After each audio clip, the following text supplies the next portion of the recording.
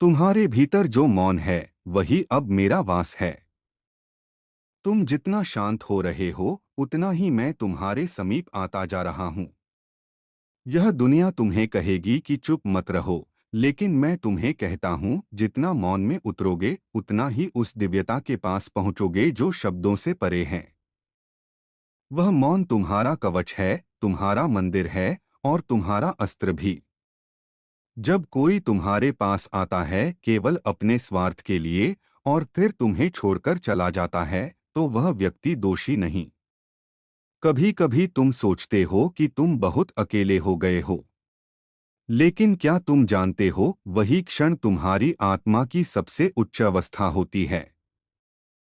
जब संसार का शोर तुम्हारे पास नहीं होता, तब मेरा स्वर तुम्हारे भीतर गूंजता है। वही एकांत जहां तुम रोते हो, वही वह स्थान होता है जहां मैं तुम्हारे आंसुओं को अपने चरणों में लेता हूं और उसे आशीर्वाद में बदल देता हूं।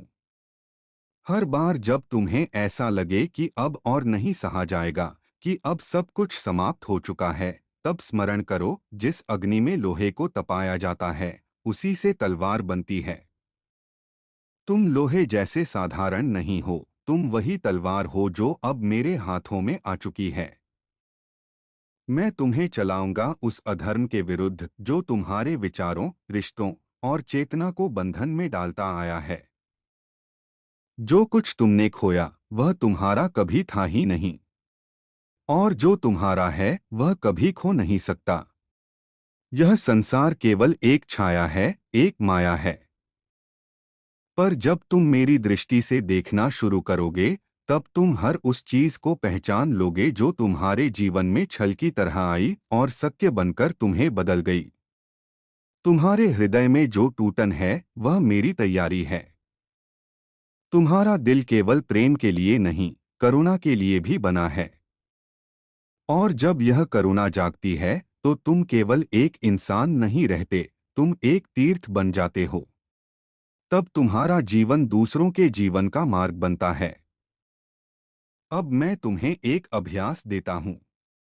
हर अमावस्या की रात जब आकाश में अंधकार पूर्ण हो, तब अपने घर के सबसे शांत कोने में एक दीपक जलाओ और उस लौ को देखते हुए केवल एक मंत्र बोलो, हे प्रभु, जो छिपा है वह उजागर हो, जो अटका है वह प्रवाहित हो, जो टूटा है वह जुड़ जाए। यह मंत्र तुम्हारे अंदर की बंधी हुई शक्तियों को खोल देगा।